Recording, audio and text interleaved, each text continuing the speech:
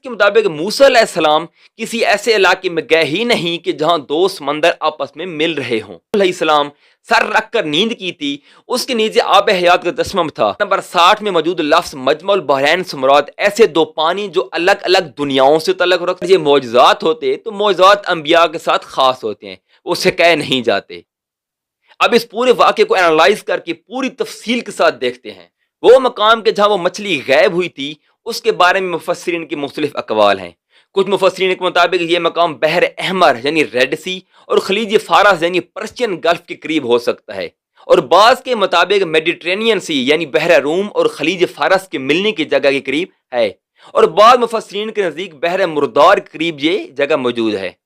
کئی مفسرین کے نزدیک بحر احمر اور بحر روم کے ملنے کی جگہ وہ مقام ہے، اور یہ نظریہ حضرت ابن عباس رضی اللہ تعالی عنہ سے ایسوسیٹ کیا جاتا ہے۔ اگر قدیم تاریخ کو دیکھا جائے تو بحر احمر اور بحر روم کو آپس میں ملانے میں دریا نیل اور اس کے ساتھ موجود ندی نالوں کا کردار ہو سکتا ہے، اور قدیم نہر سویز جو کہ تقریباً 2500 قبل مسیح بنائی گئی تھی، جو اب آپریشنل نہیں ہے، یہ مقام بھی ہو سکتا ہے، اور یہیں کہیں حضرت موسیٰ علیہ السلام اور خضر علیہ السلام کی آپس میں ملاقات ہوئی ہوگی۔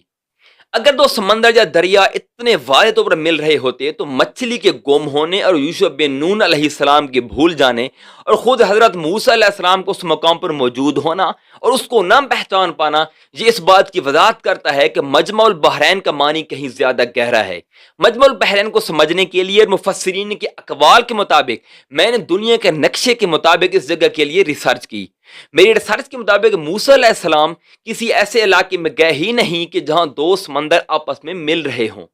یاد رہے کہ یہاں آیت میں لفظ بحر آیا ہے، اور بحر سے مراد سمندر ہے، نہ کہ نہر یا دریا۔ اگر دیکھا جائے تو پوری دنیا میں سمندر ایک ہی ہے۔ ہم نے نقشوں کے لیے ان زمین کو بہتر انداز سمجھنے کے لیے سمندر میں امیجنری باؤنڈری لائنز کھینچی ہیں تاکہ پہچان کی جا سکے، جبکہ یہاں قرآن شریف میں بحرین لفظ استعمال ہوا ہے، یعنی دو سمندر۔ موسیٰ علیہ السلام کے وطن کے آس پاس ایک ہی سمندر ہے، بحیرہ روم یعنی میڈیٹرینین سی، اور اس کے ساتھ کوئی دوسرا سمندر اٹیچ نہیں ہے۔ ریڈ سی اور میڈیٹرینین سی آپس میں سوئز کنال کے ذریعے ملائے گئے ہیں۔ اب سوال یہ بنتا ہے کہ لفظ بحرین سے ہم کیا مراد لے سکتے ہیں؟ تو آئیے اس کو سمجھتے ہیں قرآن ہی سے۔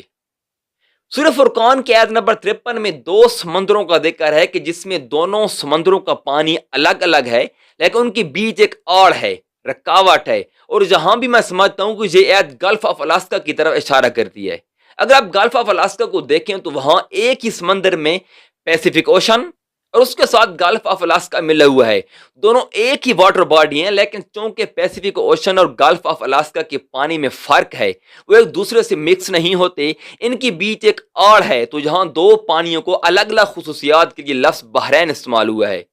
اور سورہ رحمان کی آیت نمبر 19 اور 20 میں بھی یہی مضمون آیا ہے۔ ان آیات میں لفظ بحرین ایک ہی سمندر کے لیے استعمال ہوا ہے، لیکن اس سمندر میں موجود پانی کی دو الگ الگ خصوصیات ان کا ایک دوسرے سے مکس نہ ہونے کی وجہ سے ان کے لیے دو سمندر یعنی بحرین استعمال ہوا ہے۔ ہو سکتا ہے کہ موسیٰ علیہ السلام میڈیٹرینین سی یعنی بحر روم کے کسی ایسے جگہ پہنچے ہوں جہاں کے پانی دو الگ الگ خصوصیات رکھتے ہوں۔ ہو سکتا ہے کہ جہاں لفظ بحرین سے مراد دو سمندر نہ ہوں، بلکہ ایک ہی سمندر میں موجود پانی کی دو الگ الگ خصوصیات ہوں، اور وہ ایسی خصوصیات ہوں کہ جہاں مچھلی ان پانیوں کے بیچ بن کے ایک راستے کے اندر غائب ہو گئی ہو۔ مجمع البحرین کا مقام بحر مردار یعنی ریڈ سی کے اندر بھی ہو سکتا ہے۔ بہرحال مجمع البحرین کی ایگزیکٹ لوکیشن اللہ تعالیٰ ہی بہتر جانتے ہیں۔ قرآن شریف کے مطابق جب ہمیں پتہ چل گیا ہے کہ ایک ہی واٹر باڈی میں موجود پانی کی دو الگ الگ خصوصیات کے لیے لفظ بحرین استعمال ہو سکتا ہے، تو سورہ کاف کی آیت نمبر 60 میں موجود لفظ مجمع البحرین سے مراد ایسے دو پانی جو الگ الگ دنیاؤں سے تعلق رکھتے ہوں یا پھر دو الگ الگ ڈائمنشنز کے بیچ موجود ہوں مراد لی جا سکتی ہے۔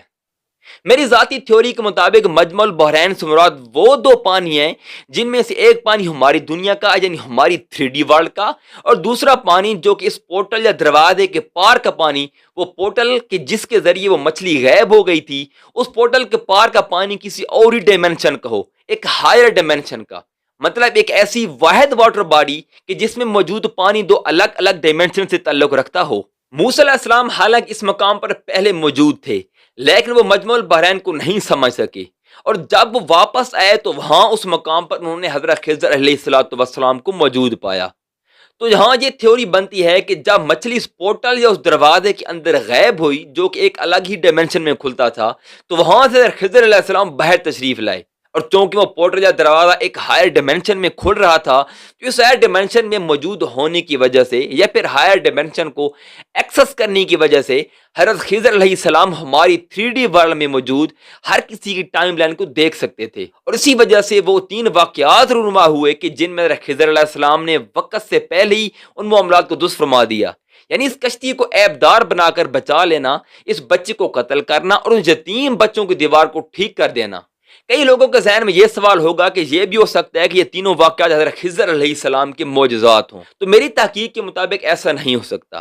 کیونکہ حضرت موسیٰ علیہ السلام نے خضر علیہ السلام سے علم سیکھنے کی درخواست کی تھی، اور اگر یہ معجزات ہوتے تو معجزات انبیاء کے ساتھ خاص ہوتے ہیں، وہ سکھائے نہیں جاتے، اور آپ صلی اللہ تعالیٰ علیہ وسلم کے ارشاد کا مفہوم کہ اللہ تعالیٰ موسیٰ علیہ السلام پر رحم کرے، اگر وہ خاموش رہتے تو ہمیں بہت کچھ معلوم ہو جاتا۔ اس سے پتہ چلتا ہے کہ حضرت خضر علیہ السلام کا علم کسی قسم کا معجزہ نہیں بلکہ وہ ایک اعلیٰ قسم کا علم یا سمجھ تھی۔ سورہ کہف کے آیت نمبر 65 کے مطابق اللہ تعالیٰ نے خضر علیہ السلام کی علم کے لیے لفظ لدنا کا استعمال کیا ہے، اور یہ لدنا کا علم ایک ایسا علم ہوتا ہے جو سیکھا نہیں جاتا بلکہ یہ ڈیوائن علم ہوتا ہے، اللہ تعالیٰ کی جانب سے کسی کو ڈائریکٹ دیا جاتا ہے۔ اسی علم کی بنیاد پر انہوں نے دوران سفر اس کشتی کو عیب دار کر دیا تاکہ وہ کشتی ضبط نہ ہو سکے۔ ایک سوال یہ بھی ہو سکتا ہے کہ حضرت خضر علیہ السلام چونکہ اس علاقے کو جانتے ہوں گے اس لیے انہیں اس علاقے کے بارے میں معلوم ہوگا، تبھی انہوں نے کشتی کو عیب دار کر دیا، لیکن اس بچے کو قتل کرنا اور یتیم بچوں کی دیوار کو سیدھا کرنا یہ وضاحت کرتے ہیں کہ حضرت خضر علیہ السلام کو ان تینوں واقعات کی ٹائم لائنز کے بارے میں پتہ تھا، اسی لیے انہیں معلوم تھا کہ ان ٹائم لائنز میں کیا کیا ہوگا۔ یاد رہے کہ یہ کسی قسم کے علم غیب نہیں تھا بلکہ سورہ کہف کی آیت نمبر 82 کے مفہوم کے مطابق خود حضرت خضر علیہ السلام فرماتے ہیں کہ یہ تمام کام انہوں نے اپنی مرضی سے نہیں کی۔ ایک اور تھیوری یہ بھی ہو سکتی ہے کہ حضرت خضر علیہ السلام کسی اور ہی دنیا میں فریض انجام دے رہے تھے اور اسی مچھلی والی جگہ پر پورٹل کھلنے کے بعد وہ اس دنیا میں تشریف لائے ہوں۔ اس کی طرف ایک اشارہ ملتا ہے کہ جب موسیٰ علیہ السلام نے انہیں سلام کیا تو انہوں نے تعجب کا اظہار کیا، یعنی وہ اس دنیا کے سلام کرنے کے طریقہ کار سے واقف نہیں تھے، لیکن ایک اور روایت کے مطابق انہوں نے باقاعدہ سلام کا جواب بھی دیا تھا۔ اس کے علاوہ ان واقعات میں اس کشتی میں موجود لوگوں نے کشتی کو توڑنے پر کسی قسم کا تعجب کا اظہار نہیں کیا، اس بچے کے قتل کرنے کے موقع پر بھی اس گاؤں میں موجود لوگوں نے کسی قسم کا مطالبہ نہیں کیا۔ ہو سکتا ہے کہ اس دنیا کے لوگ حضرت خضر علیہ السلام کے اس علم سے واقف ہوں، اس لیے انہوں نے کسی قسم کی بات نہیں کی، اور چونکہ موسیٰ علیہ السلام سورہ کہف کے آیت نمبر 68 کے مفہوم کے مطابق وہ اس طرح کے علم کو نہیں جانتے تھے تو وہ بے صبری سے بول پڑتے تھے۔ بہرحال اس کی مکمل حقیقت تو اللہ تعالیٰ ہی بہتر جانتے ہیں، ہم صرف تھیوری ہی پیش کر سکتے۔ بعض روایات میں مچھلی کے زندہ ہو جانے کے سبب یہ بتایا گیا ہے کہ جس چٹان پر موسیٰ علیہ السلام اور حضرت یوشع بن نون علیہ السلام سر رکھ کر نیند کی تھی، اس کے نیچے آب حیات کا چشمہ تھا، اور اس چشمے کے پانی کے چھینٹے مچھلی پر پڑے اور مچھلی زندہ ہو کر اس دریا میں غائب ہو گئی۔ آب حیات کے بارے میں اتھینٹک معلومات نہیں ہیں، لیکن مچھلی کا زندہ ہو کر پانی کے اندر غائب ہو جانا اللہ تعالیٰ کی خاص نشانی میں سے ایک نشانی تھی۔ اگر اس پورے واقعے کو ایک بڑے سکیل پر رکھ کر دیکھا جائے تو اس واقعے میں ٹائم کو مینیپولیٹ کیا جا رہا ہے، تو پریزنٹ ٹائم میں رہ کر فیوچر ٹائم کو ٹھیک کیا جا رہا ہے جیسے ان واقعات میں آیا ہے، یا پھر ہائر ڈائمینشن کا ایکسس کی ہونے کی وجہ سے ہماری اس 3D دنیا کے ٹائم لائن کو دیکھا جا رہا ہے۔ اس واقعے کے قرآن میں ہونے کی اور بھی بہت سی حکمتوں کے ساتھ ایک حکمت یہ بھی ہو سکتی ہے کہ جس طرح اس واقعے میں ٹائم کو مینیپولیٹ ہوتا دکھایا جا رہا ہے، ہو سکتا ہے کہ دجال ایسی ٹیکنالوجی کے ساتھ ظہور کرے کہ جس میں وہ ٹائم کو مینیپولیٹ یعنی ٹائم کے ساتھ چھیڑ چھاڑ اور جوڑ توڑ کر کے لوگوں کو فتنے میں مبتلا کر سکے۔ جب انسان قرآن میں موجود اس واقعے کو پوری طرح سمجھ جائے گا تو وہ دجال کی فتنہ میں اپنے آپ کو اللہ کی مدد سے محفوظ رکھ پائے گا۔ میری آپ سے ایک درخواست ہے کہ قرآن شریف کو صرف تلاوت کی حد تک محدود نہ کیا جائے، بلکہ اس میں موجود مضامین کو، اس میں موجود واقعات کو گہرائی سے سمجھا جائے تاکہ قرآن کے اصل مقصد تک پہنچ کر دنیا کے فتنوں سے اپنے آپ کو بچا کر آخرت کی تیاری کی جا سکے۔ اگلی ملاقات تک کے لیے اللہ حافظ۔